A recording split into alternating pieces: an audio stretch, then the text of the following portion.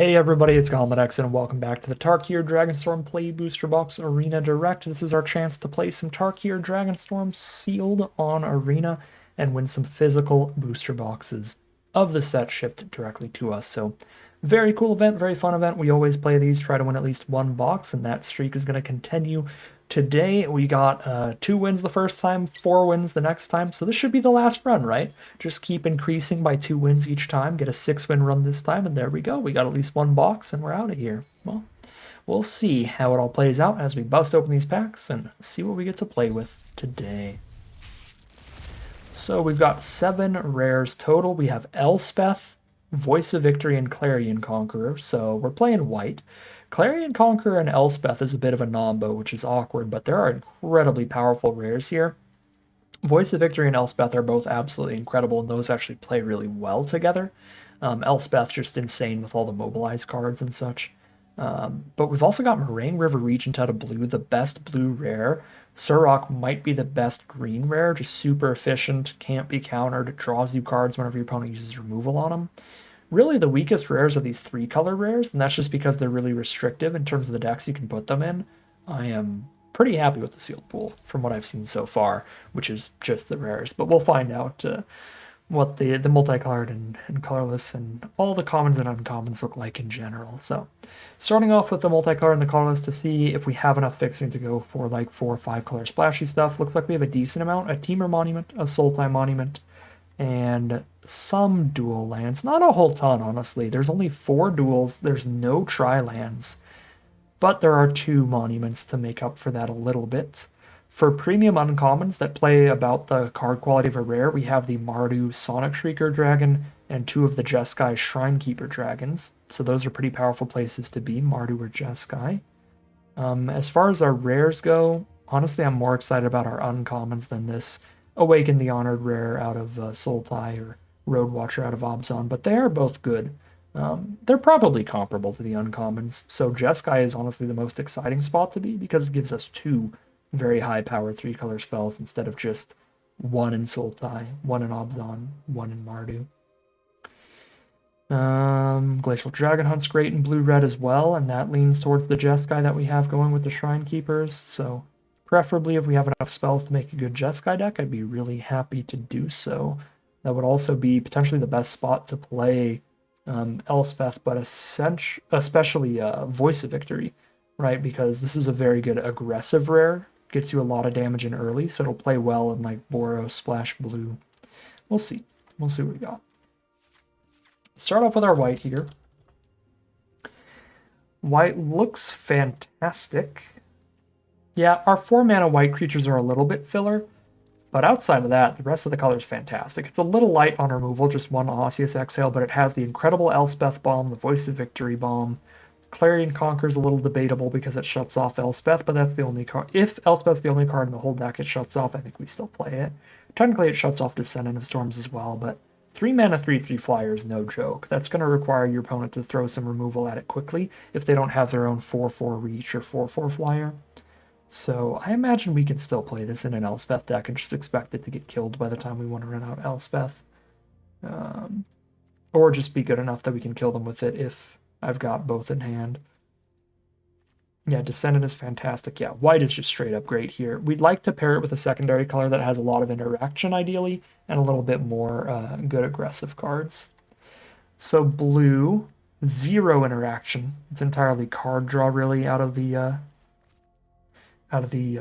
non-creature spells. We've got the 1 really good bomb rare. The Wingblade Disciple's a nice aggressive card for flurrying, trying to double spell and get a lot of creatures on the board. And that's about it for the color. Then there's like good defensive cards like Serpent, Trawlers that picks up removal spell late game.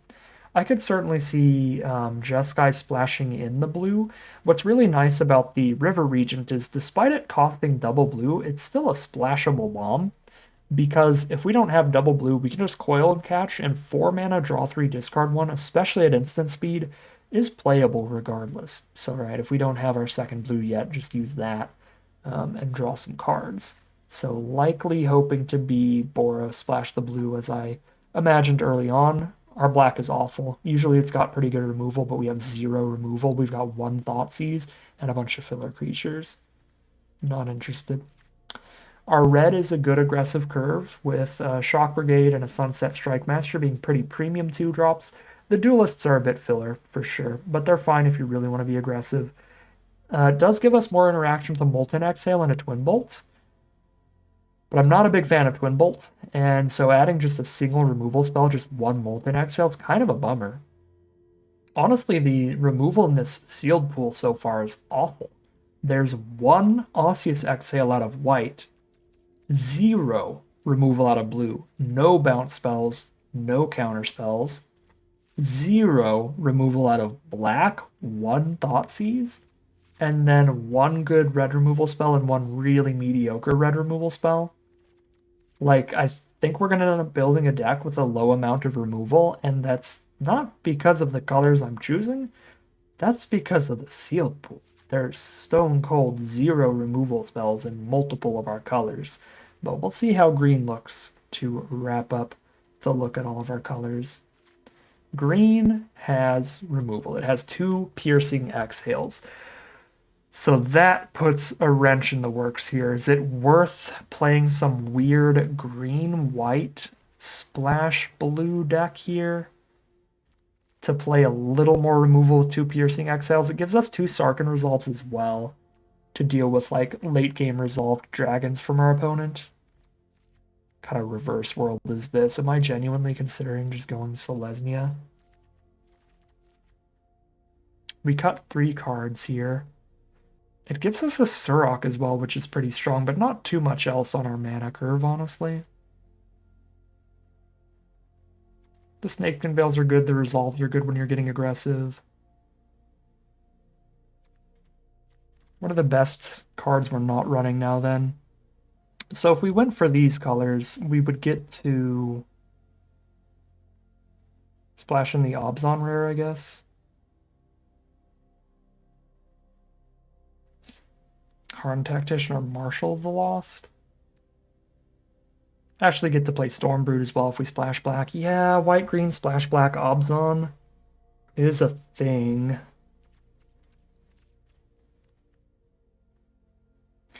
But white-green splash blue for River Regent is also a thing. I mean, realistically speaking, this isn't that much removal than red, or not that much more removal than red would give us. Because red gives us an Exhale and a Twin Bolt for the mediocre removal, and a Strike Master that can kill any dragon just like the Resolves can. Just a tiny bit less removal in red, really. But if we do splash the black, we get the Petty Revenge in 2 for more interaction. But if we go the Jeskai build that's playing the red, we get the Glacial Dragon Hunt. That adds the interaction. It'd be this weird green-white splash something else deck, or I accidentally cut a white card in my pack beast. We definitely want to keep that. Or Boros Aggro, really aggressive, lot of token producers for the Elspeth. Splashing blue, playing the River Regent, and the Dragon Hunt, and the 2 Shrine Keepers. I really, really like the blue cards we're getting here. 2 Shrine Keeper and a River Regent at the top of the curve. These cards are powerful. What's awkward here is we have no fixing. None of our dual lands align to this. That's kind of a tragedy. 2 of our dual lands align for the green-black. 1 of them aligns for the white-green-blue. And we get 2 Sagu Wildlings by playing green, so our mana is much more consistent playing green. And we still get a Sarkhan for a really powerful card, Stormbrood for more removal. So bummed about this mana base. I really don't like Devoted Duelists very much.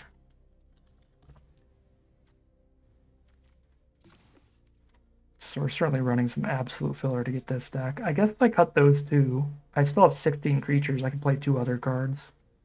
We can find anything better in these colors.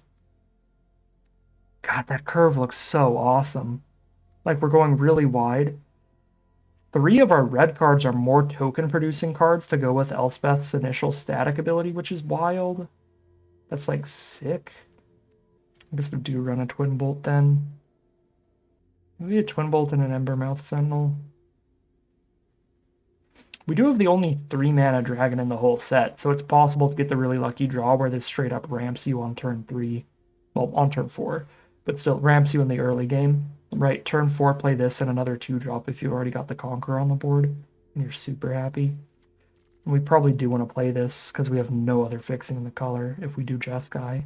So I think I would play the Sentinel and the Twin Bolt here over the Duelists. I kind of think I'm on a 17-land deck here, even being aggressive, just because if I cut any lands, I'm cutting down on my colors.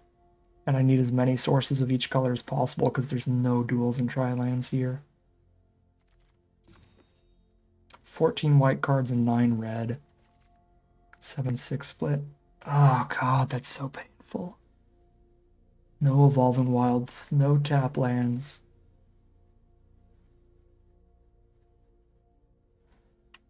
It's painful that 7-6-4 sounds right. That's insane. Probably gotta go to 3. 3 and a Sentinel. I'm not casting the Regent often, but that's what Coil and Catch is for. I just need the singular blue source for any of the blue spells. We didn't get the Mardu Devotee or the Jeskai Devotee to help the mana either. Yikes. Got some yikes mana here for this deck, but some high power stuff. Let's lock that in so it's ready. But I'm getting really sad here because I'm thinking we have to go a different way with it.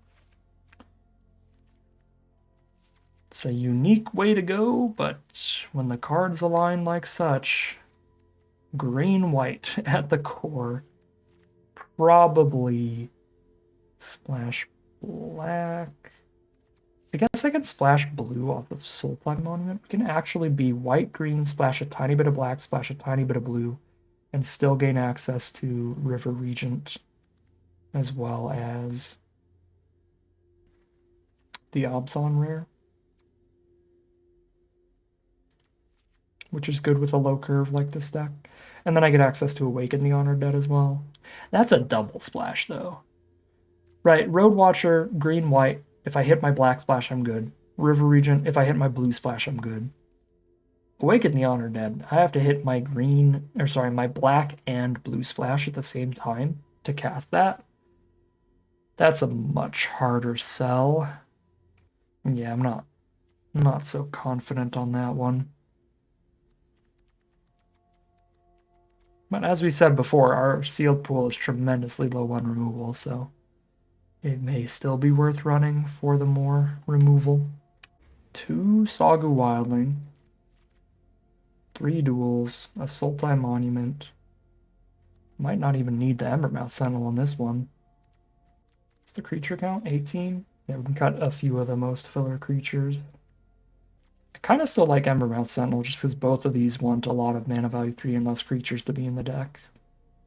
I've got double Sarkhan's Resolve, double Snakeskin Veil taking up combat trick slots. I don't think I have room for Rebellious Strike, even though it is decent. It's so weird that this deck looks better to me. I'm so sad about that. Because the only flaw our other deck has is the mana, but the mana's awful in that deck. Honestly, the quality of the spells on the curve, the creatures and the non-creatures, is quite comparable, and the mana's better here. Even though it's a 4-color deck, I feel the mana's better here. So, I think we're running this one. 13 green cards and 10 white. I have 9 green sources, ideally. No, 8's probably fine. 6, 7, 8. There's 1, 2, 3, 4, 5, 6, 7. I still need to cut more cards. This is only 15 lands, right? Yeah. And the last 2 lands are an island and a swamp for our tutors. I guess that would mean I'm never casting the River Regent. Unless I hit exactly the Thornwood Falls and then also tutor out the island. Maybe I'm actually supposed to just be pure Obzon then. We can cut Sultai Monument and River Regent as the last two cuts. The thing is, what I'm getting from playing black is Stormbrood and Road Watcher. Could see a world where River Regent is worth those two cards, to where we cut those two. Cut the Barrens and the Jungle Hollow. And just play Bant.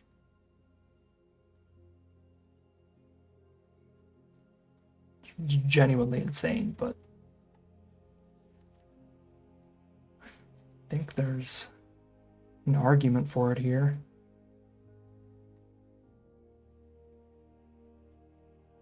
The mana is worse, for sure. We have to hit double blue for our one blue card in the Bant deck. Yeah. I mean, again, the single blue, I can always draw 3, discard 1, but really, ideally, we're hitting that double blue eventually, and that's really hard to do off the splash. Getting a single black for either of these cards is pretty easy off the splash. And one of them doesn't even need the black source at all.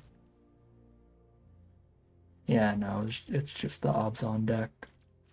Might go 16 lands on it. But I would just be playing like a Dragonback Lancer as the last card. Something pretty filler. How easy is a red splash to Sonic Shrieker? Play a Rugged Highlands over a forest.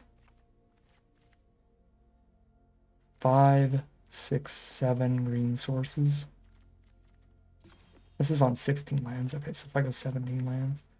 6, 7, 8 green sources, 8 white sources, 3 black sources. I could go down to 7 white sources, and then I have a Rugged Highlands, a Mountain, and 2 Wildlings for the Shrieker.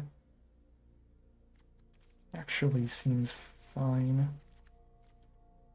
Shrieker is also, like, very good. It's only a little bit behind the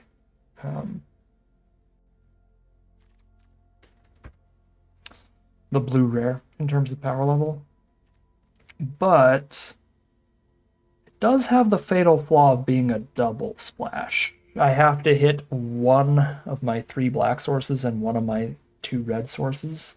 I've got the ways to tutor them, but I'd have to tutor both out to play it. Okay, hold on. That's harder to cast than I thought. Because it's a double splash again. Very similar to needing to hit 2 blue sources. We have to hit the splashed in black and the splashed in red at the same time. Is there any world where I'm Mardu instead of any of this? No, the black cards are so awful that it would just be Boros Splash Black instead of Boros Splash Blue.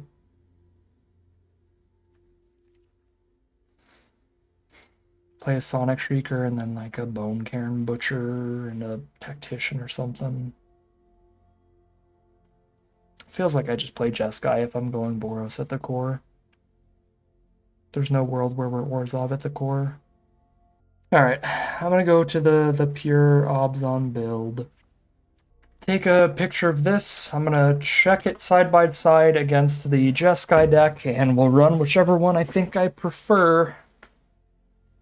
I'm not super happy with either of them. This one has much better mana, but less exciting cards in my opinion than all of those Jeskai dragons we get at the top of our curve in the Jeskai deck. Plus the Jeskai deck can cheese out some more early victories off of just the Boros aggro stuff. That's pretty exciting to me. This one can still cheese out some early victories. It's a relatively aggressive curve for sealed, and it's got a lot of combat tricks. But this is mainly like the more consistent, kind of safer deck. Alright, so looking at the decks side by side right now, here's another peek at Jeskai. You all just saw the Obzon deck a second ago. So just use your memory in your mind's eye.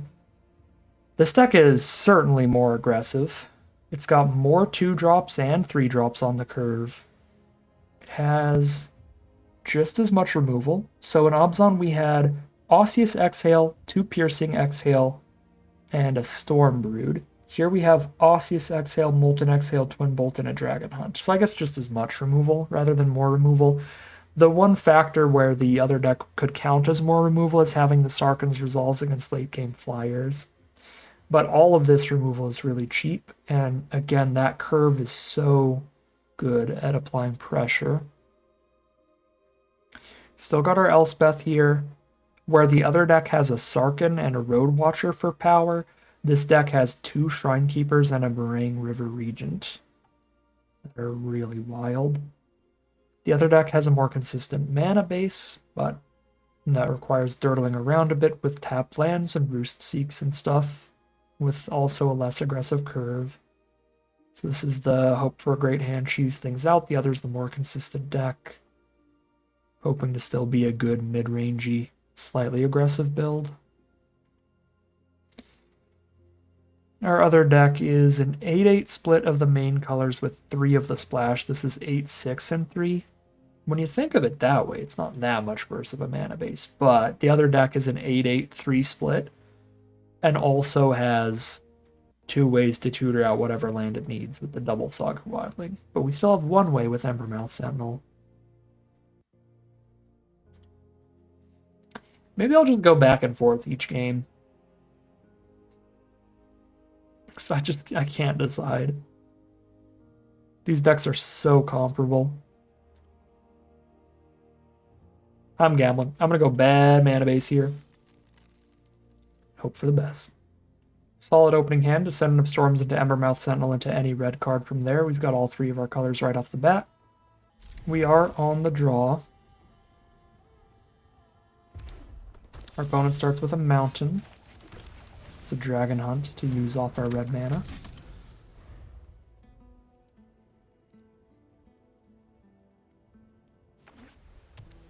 Boros mirror match.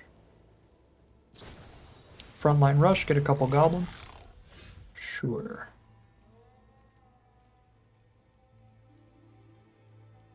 Now that I naturally drew the red source, I want to just play Strike Master towards double spelling soon enough. Just getting mana here.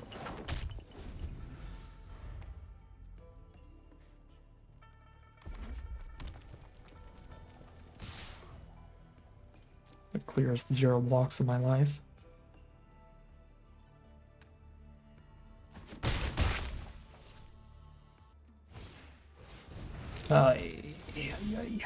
Okay. Quarry Steelcutter is one of the strongest rares that is crushing standard right now. Very, very good in Boros aggro. They just flurry every turn from now on. This is just a million 2/2s with trample and haste for only 2 mana. Get so many prowessing monks. I can double spell by tapping Strike Master, play an Embermouth Sentinel and a Dragon Hunt or something here. It does not seem that good. I think I'm just bashing for 5, dropping in Underdogs.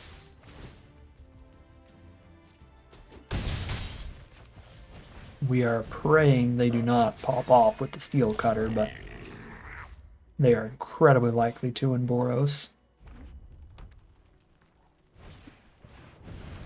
Okay, Pack Beasts, they're not popping off yet. But that'll make it really easy for them to do so in the future.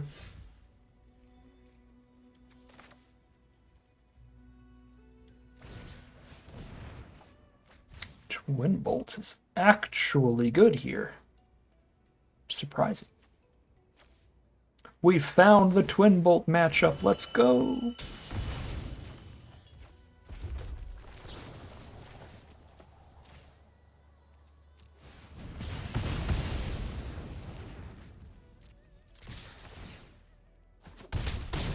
We got them to 8. Maybe we can just kill them before Quarry Steelcutter does anything. If they just play a single big blocker, we exhale and slam in. That's actually lethal if they tap out for something with 4 or less toughness.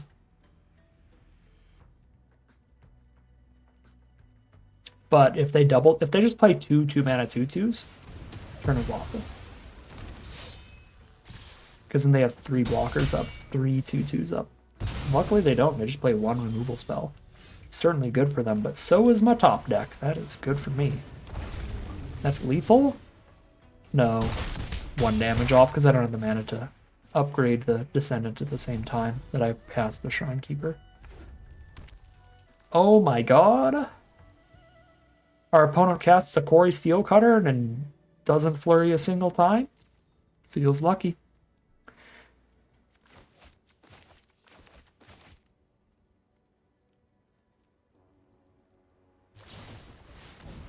Uh-oh. Rebuke makes it really easy to flurry here and then have 2 blockers up, but they do need 3 blockers to not die on this board.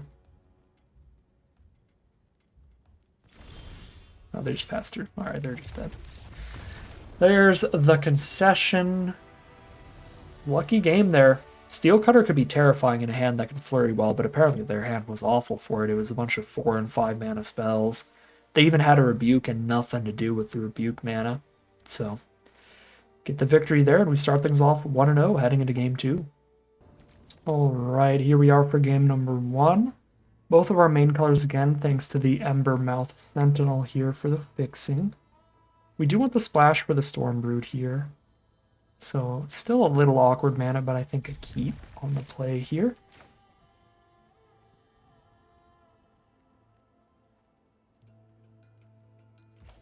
Forest and pass.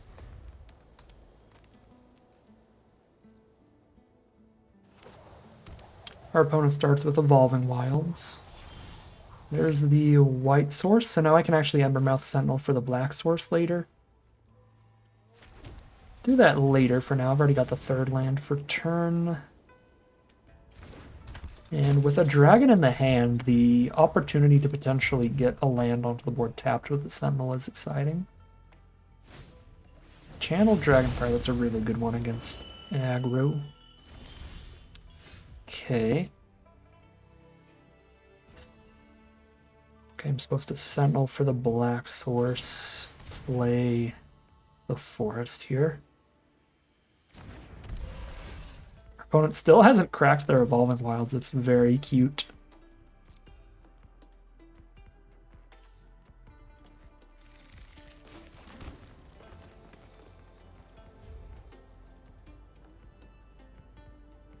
Unfortunately, Arena's just going to tell them we've got a Snakeskin Veil here.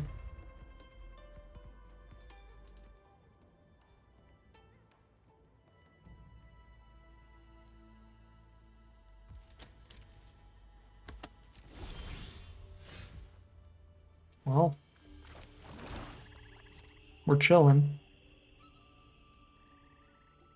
They're stuck on 2 mana and they're just still ignoring cracking the Evolving Wilds here, so they don't have any castable 2-drops in their hand, even if they pull any color out of their deck, it looks like. Do they not have castable 3 mana spells either? Because then why wouldn't you just crack this into the color you need for your 3-drop, just in case you top deck a land next turn? This is weird. Our opponent is hitting me with the mind games with his Evolving Wilds. I guess maybe all of their 3 mana cards in their hand are red cards as well. But even then, you would need the untapped source. So you need to crack the Evolving Wilds to have it untapped on turn 3, or on whatever turn you draw your 3rd land. So is their hand genuinely nothing to like 4 mana? Because otherwise they are prioritizing hiding their 2nd color to an extreme extent. This is so weird. Alright. I do love me a Voice of Victory. But let's just play the Pack Beast here, I believe. Draw a card and juice up the board. Drink out of my empty fruit punch bottle. Stew in my depression.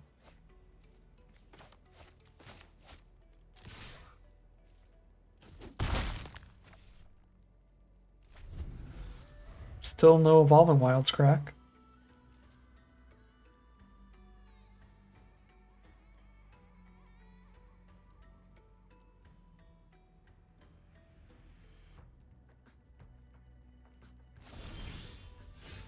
They had a... They could have...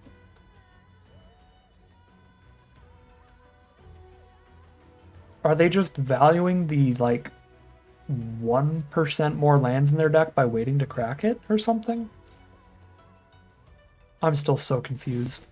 Okay, here they go. Because I'm like, what if I just played an enchantment at any point? Like, wouldn't they just have wanted the white? Okay, they find the black here. This is such a strange world I live in right now. But they're incredibly dead, so... I'll take it.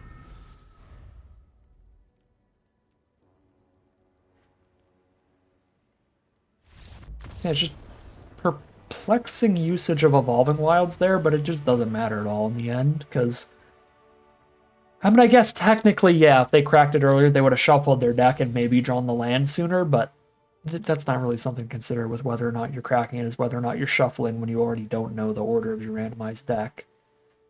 If they cracked it and then still just didn't hit any lands, the game would have played the exact same way, so it didn't really affect the game at all, but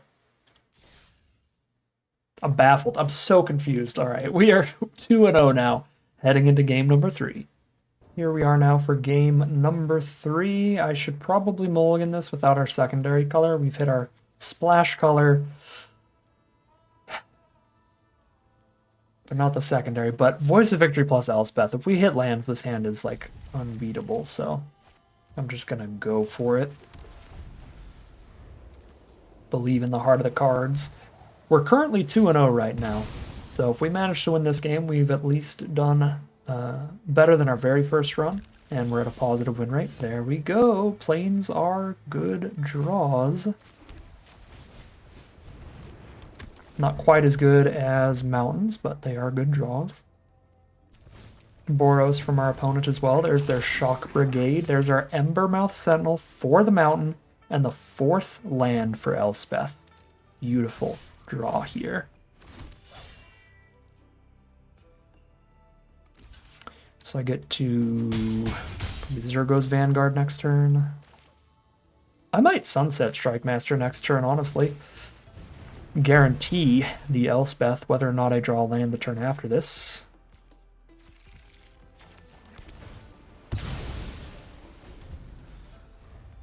+1/+1 counter on each creature you control, they gain flying until your next turn. Jesus.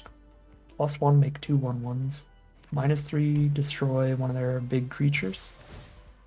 Okay, I might be okay with holding off on Elspeth for a little bit just to get as massive of a board as possible. To protect her and to get as much value as possible out of her abilities. So that would mean, rather than a Strike Master right now, we want to slam out a Zergo's Vanguard. That feels fair. Practitioner's really good here. The 2-3 against our 2-1.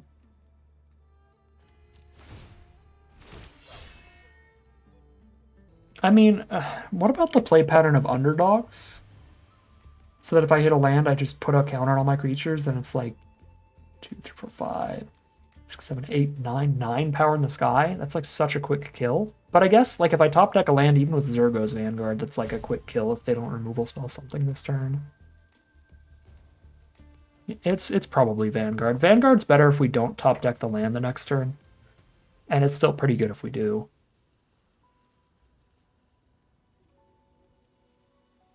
And if we top deck specifically a mountain, and then I can just double spell both my red spells and have them all out before the Elspeth.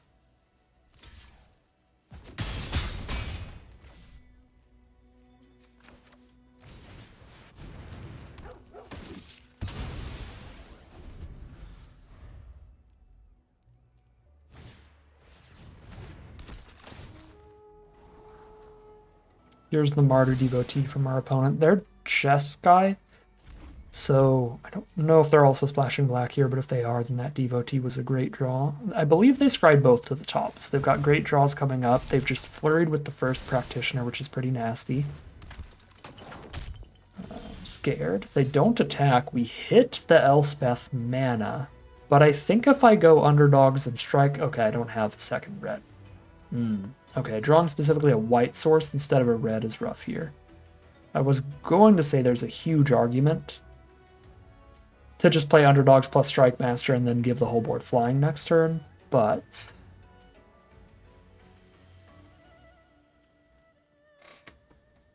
I can't do that. I don't have double red.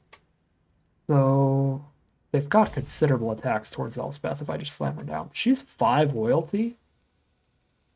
They have to attack her here.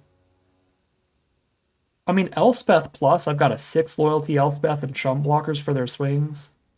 I mean, that feels awful for our opponent.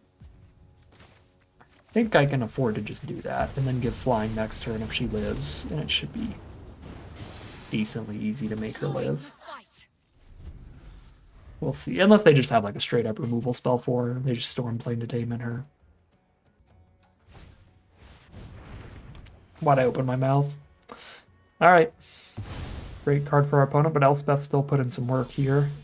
Just making the board so wide. 4th white source before another red. Gross. Not looking to get unblockable Voice of Victory attacks in at this point, I guess. Do I have any cards? Let me draw a card and discard a card in this deck. River Region said draw 3, discard 1, so holding the plains to discard to that could be okay. But odds are I just draw another land off that anyway. That's the only card in the whole deck. No, I'm just going to keep my lands.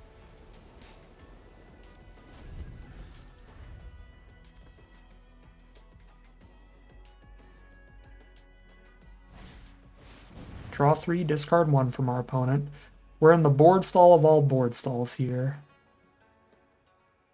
They really can't get to us, but I also can't get to them, because Vanguard is like my one really good threat. Everybody else just dies on the attack, and even Vanguard just trades into a 3-4 here.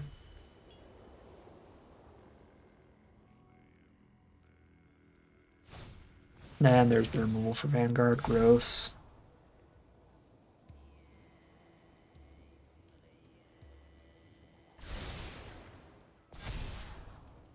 Practitioners are absolutely popping off.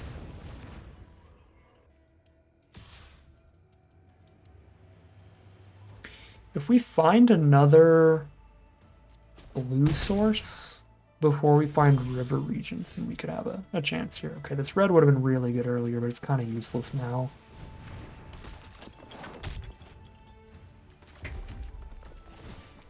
That is going to be a frustrating loss.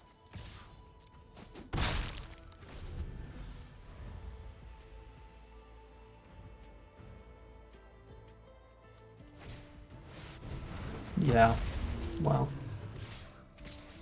2 for 1 every turn now off of Shrine Keeper.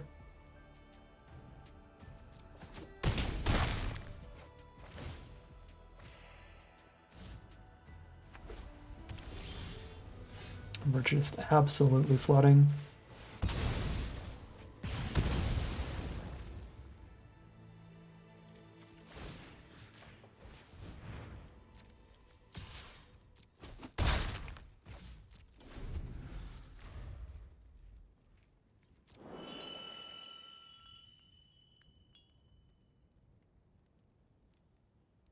Man, I mean, them having Stormplane Detainment won them the game.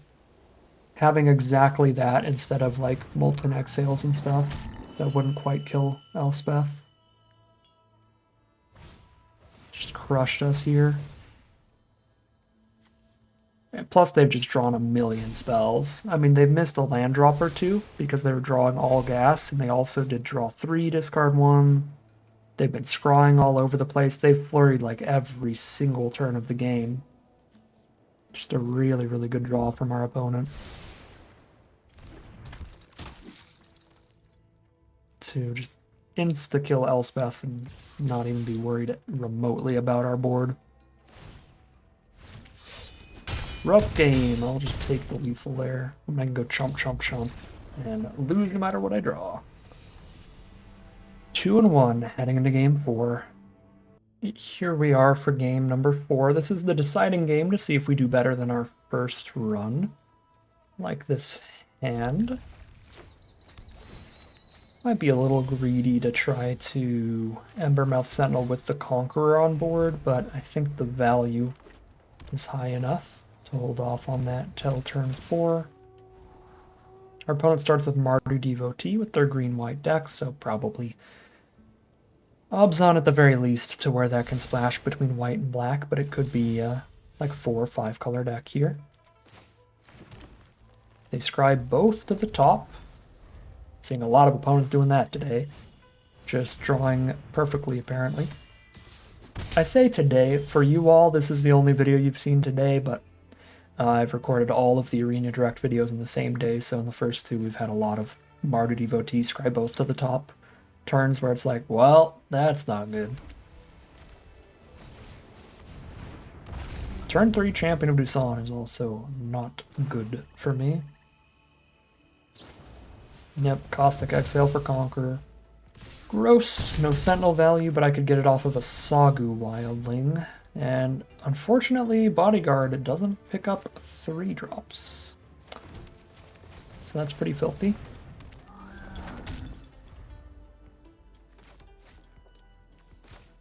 So we could play the Bodyguard there and get a 3-4 up on this board, or I could have gone for Sentinel plus Exhale, which also would have been fine. Jesus Christ. I feel like our opponent's decks have had more removal than we have in our entire sealed pool. You all saw in the deck building process, running about as much removal as possible.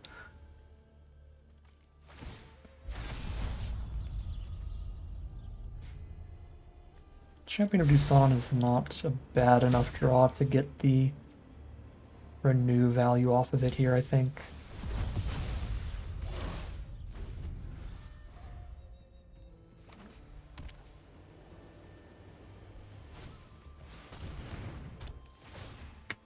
Legitimately, our opponent's decks just have more removal than our whole pool.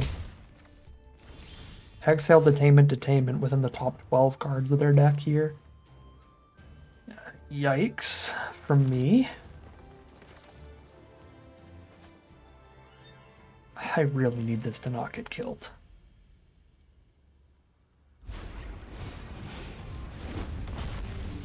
But it's a lot better than playing Champion of Doosan if they don't have a 4th removal spell in their hand. Because if I play Champion of Doosan and they put a counter on the Devotee and attack, then I don't have good blocks.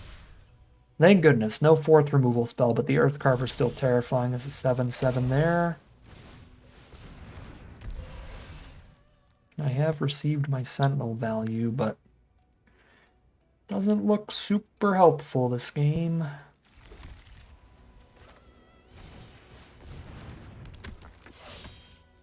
Because we're facing off with Big Chungus here.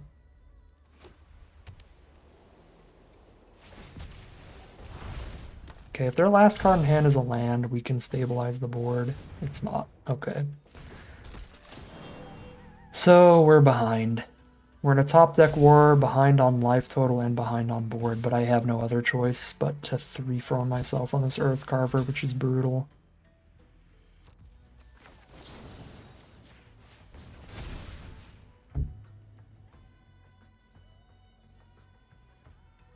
Alright. Let's see if we can draw significantly better than our opponent from here. Bearer of Glory is not an awful start.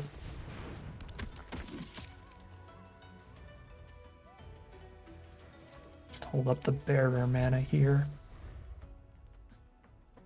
Sentinel goes on the Nurture, Bearer goes on the Devotee. What did they draw? What did you instantly top deck here?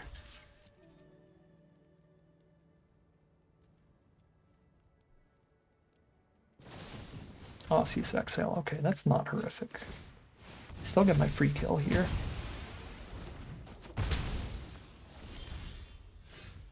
Oh, baby, we might be doing it. We might be doing the thing. 4 toughness blocker for the 3 power attacker. Top deck champion. Let's go, they hit a land. We did 2.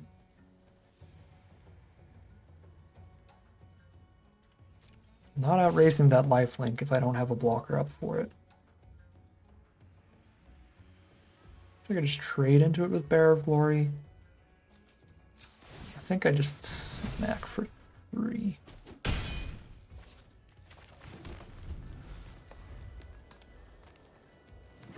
Land off the top for our opponent.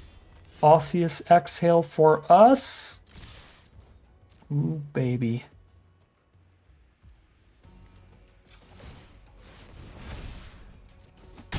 One more turn from lethal. If they miss again.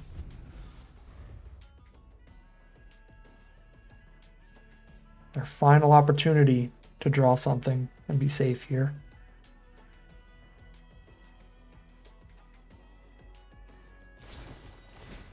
They did find the removal, so they are safe.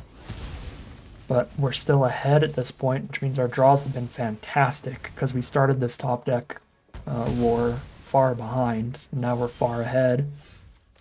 But that can change on a dime. That draw is not fantastic, nor the one before it. Actually, I think Aussie's exit was before it. The one before the one before it. Wait. Lethal on board? The double activate? They missed again? Oh, they missed on so many draws. Oh, that was crazy. Okay. Terrible. Draws from our opponent in the end in the top deck war. We just get really lucky there to be 3-1 right now. Guaranteed a better win rate than our very first attempt at this Arena Direct. And a very positive win rate on the thing all around. And we're getting some of our gyms back. We're getting half the entry fee back. I totally forgot. I was still under the old Arena Direct mindset that even at 3 wins, we wouldn't be getting anything back. But we've got half the entry fee back this time. Super, super sweet stuff. We'll see if we can't keep it going here. We are 1 win away from pretty much the break-even point now, heading into round number 5. Here we are for game number 5 on the draw. Solid opening hand here. Wish we were on the play, but otherwise quite nice. Embermouth Sentinel again going a long way, making sure we have both our main colors. But also naturally drawing to them feels good. Playing against the black deck, they start with Great Arashan City. They can exile creatures out of their grave to get 1/1s. Excellent draw. Find a Shock Brigade here to play a much more aggressive creature early than the Embermouth Sentinel. Could just drop the Vanguard turn 2 and be all in on making the wide Vanguard board state here. Ooh, Avenger of the Fallen from our opponent, though I would really like to eliminate that.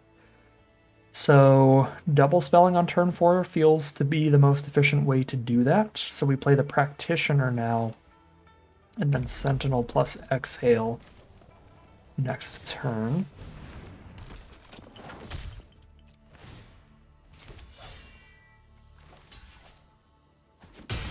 The risk to this is if they buff that Avenger up, but in black and white, there's not really any way to be permanently buffing that thing. There's not a lot of ways to do that.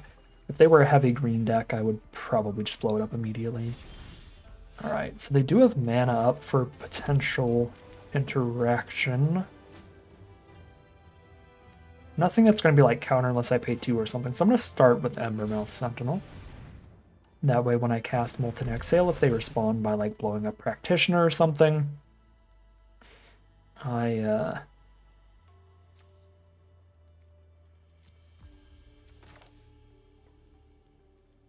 still get the Scry.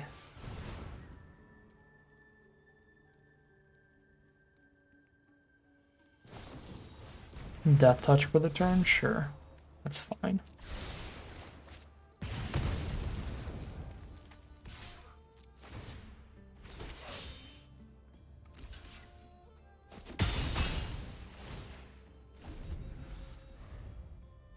Now I need to double spell again to get an attack in with Practitioner.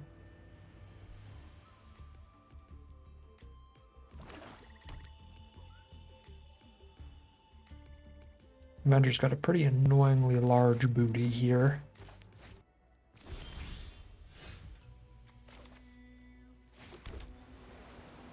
I think double spelling is valuable enough to just pass here, and I'm not going to attack him with Brigade against all this open mana. It's probably safe to attack. Not a lot of flash creatures outside of blue. Okay, it was not safe to attack. That's for sure. So that worked out pretty well.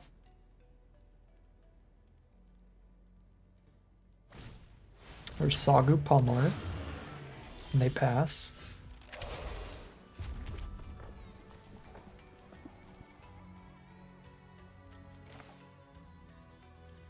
Easier to double spell alongside a Strike Master on a future turn than with these 3 drops. Scrying out of a lot of lands here, hopefully finding some gas. Our attacks are not very good. Practitioner trades into just the Pummeler because of the tokens they have alongside it. Follow Merc Siege, that's terrifying.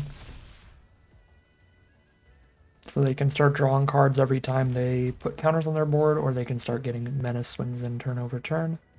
They're going to go for the Menace Swings, it looks like.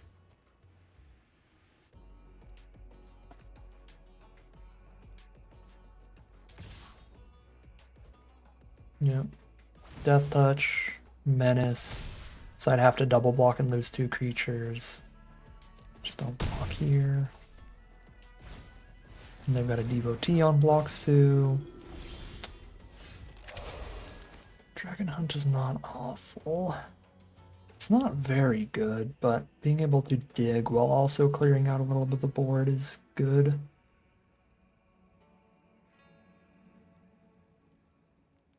I guess we're just killing a Prowess Monk here, which is a bummer. You know what I could do? I could just choose not to discard something and just play Strike Master and Flurry here. Yeah. Is killing a monk really worth a full Strike Master value when I could just play a Strike Master plus Flurry Scry here? Probably not.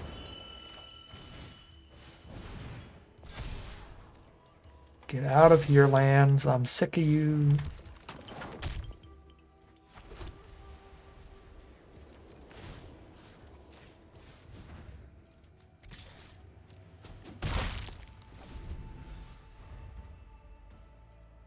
Looking for Dargans.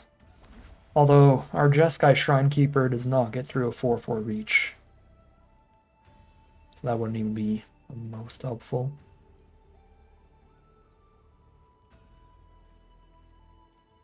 I guess Elspeth is what we're really looking for. Give the whole board flying insta-win. Yeah, Elspeth's kind of cracked on this board state. So recast Dragon Hunt to draw another card. If we draw any other non-land, we also get the Flurry and Scry again. Really just trying to dig to Elspeth at light speed here. Down to 13. We're under a lot of pressure. We'll have to start double trumping soon. Because I don't think it was ever worth losing a 1/1 in like a 5/6. Ah, Jesus. Gigantic Dragon from our opponent. Armament Dragon has arrived. We have no reach. I could blow it up with Strike Master if they just put all the counters on it. Well, no, if they don't put all the counters on it. If it's 7 toughness, I can't blow it up. They let me kill it? I'm making it 6 toughness? Twin Bolt, you're fashionably late! I could have killed both the monks! You fool! I can kill a Devotee and slow them down. That's still not awful. I actually get some viable attacks in here off that, I think. Wait, I don't have the mana to do everything I want to do. Yeah, I do. I have enough mana if I harmonize... God, if I harmonize the Vanguard, I'm gonna have, like, no blocks up here.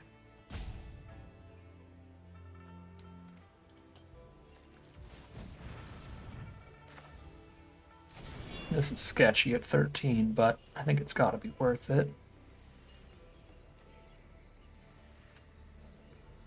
Yeah, Practitioner's the better blocker. We harmonize the Vanguard. It's not going to be attacking through Pummeler regardless.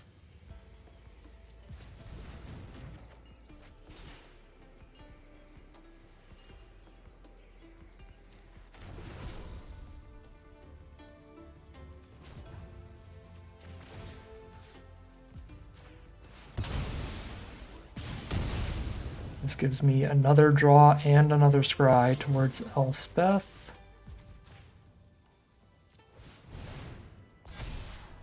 Shrinekeeper, I don't think you work against Sagu Pummeler.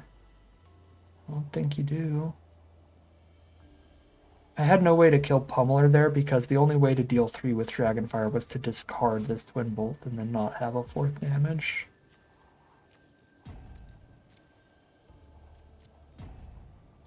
I think I have to scry to something better because it doesn't actually work on this board.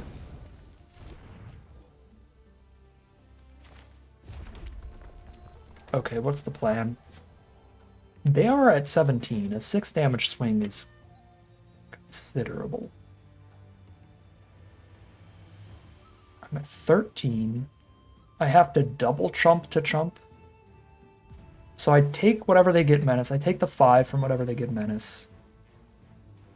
Double chump somebody else with brigade into 1/1. I think that's fair.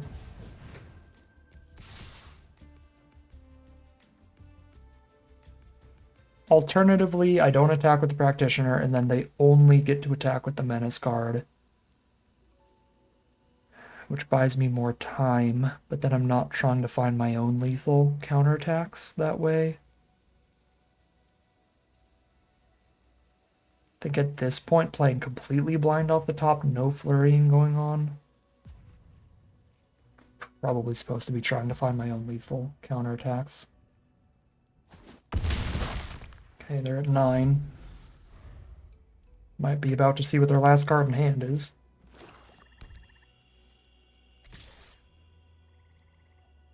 Nope, not yet. Just get the menace damage in. Oh, I didn't realize they were going to start mobilizing now. That does make this worse. Having less blockers up.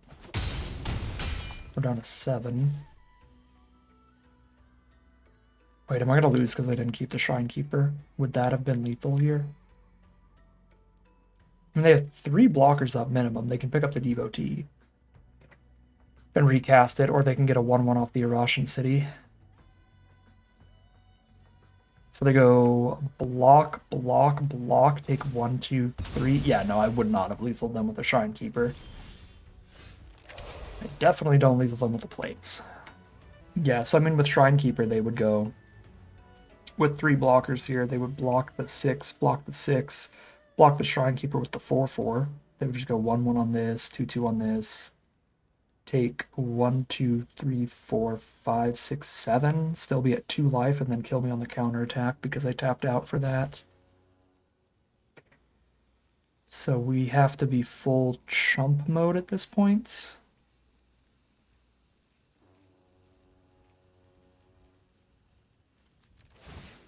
Our creatures are big enough. It's not like full chump mode. We get a trade.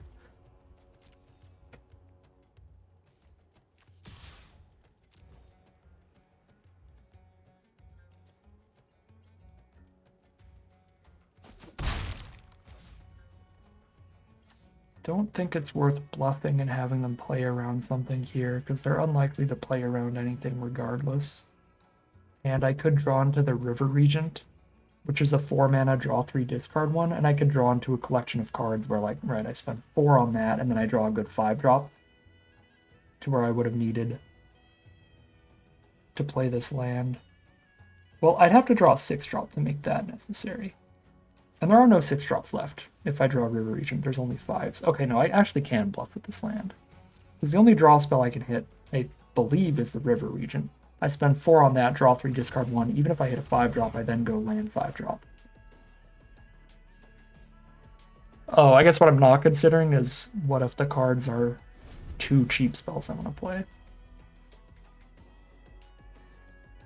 Like, right, like I hit 2 3-drops off of the draw 3.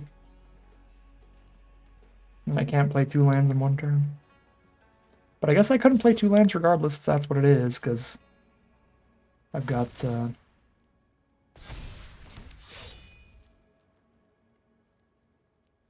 I don't know what I'm trying to say here. I'd have to discard a card there, so I would just keep the 2 cards and discard 1 land. I'd still only have this 1 plains in hand for the land for a turn. Oh man, the blocks kind of suck here. Wow, yeah, it got exactly big enough that these blocks are awful. I was like, well, I could kill it here and it wouldn't be the end of the world. It kind of would be the end of the world. I lose Practitioner and Vanguard.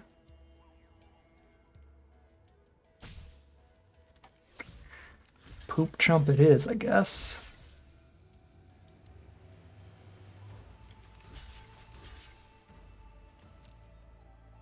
We need an out so fast now. Where are you hiding, Elspeth? I'm begging.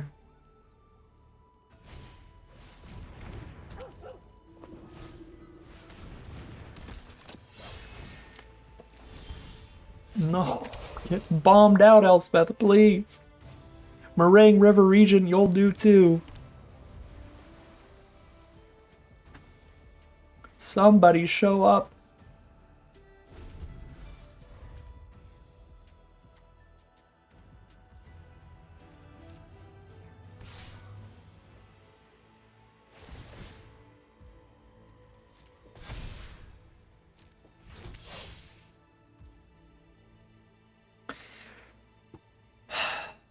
I don't think I can afford to kill this Avenger of the Fallen.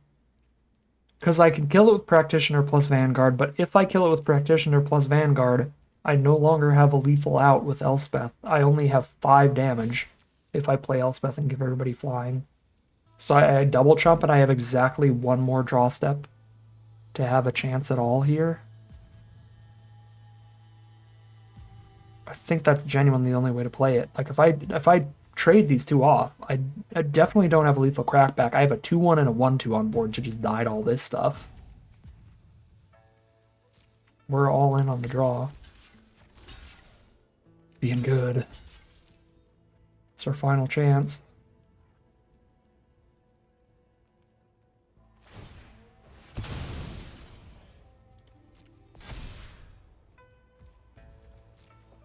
If we draw River Regents, we still have a shot. If we draw Elspeth, we win. Oh wait, no, we don't quite win. Because now Vanguard's not big enough. This is a bomber ending.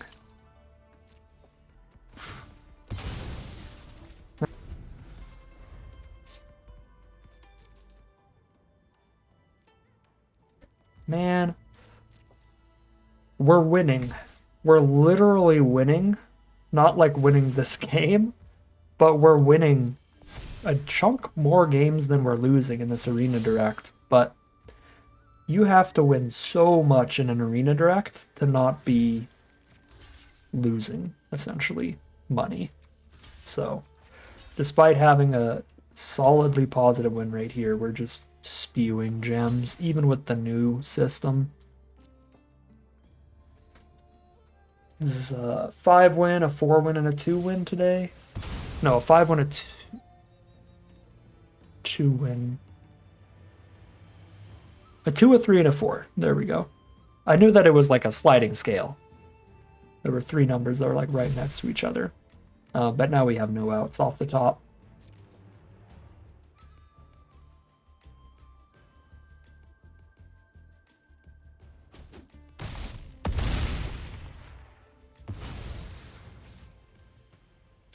Yeah, I mean, this game could have certainly gone differently. Because the one big decision of this game is like just trying to trade with this Avenger much earlier. If we did, we would have lost one of our best creatures and a 1-1 a long time ago. And then they would still be on the lead on the board from then on with the Holomerc Siege. So that would buy us more time in the very end of the game. Obviously, the way that we drew makes the way that we played out wrong. But if there was an Elspeth in the top 20 cards of our deck, then choosing not to trade one of our good cards into the Avenger to keep them around to guarantee that Elspeth is a lethal draw at any point would have played really well. So we did kind of a gambly, coin flippy line there of like, if Elspeth's in the top 20, we win this way. If she's in the bottom 20, we lose this way. And she was in the bottom 20. So we lose. Yeah. I really don't love the plan of trading into that Avenger early, because our board is just so much significantly worse then. It makes so many of our draws so much worse if we lose Practitioner or the Vanguard there. Like if we drew Elspeth or River Regent, either of the two in the top 20, then the way that we played is astronomically better than trading into that Vanguard earlier.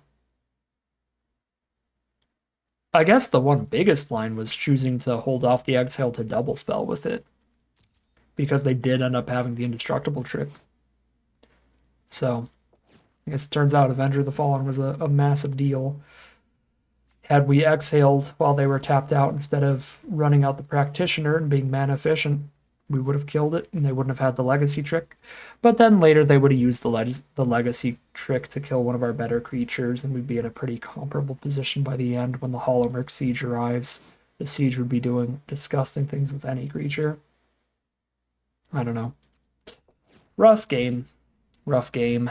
We end things off with a 3-2 run this time around. So a 2-2, a 4-2, and a 3-2. Again, winning more games than we're losing in a highly competitive event. That's a pretty good win rate, but you need an insanely good win rate to not spew gems in these events, even with the updated system of giving you some gems back on lower win runs. That is 3-2 for today's event. But that is going to end today's video. As always, I'd like to thank my patrons and YouTube members for their support, as well as you for watching the video. If you enjoyed it and are interested in seeing some more, you can always like, comment, and subscribe to tell the YouTube algorithm to send some more in recommended feed. If you'd like to catch me live, you can check out the Twitch channel in the link in the description below. If you'd like to support the channel directly, you can check out the Patreon link in the description below. But other than that, as always, thank you very much for watching, and I'll see you again soon for some more Magic Arena.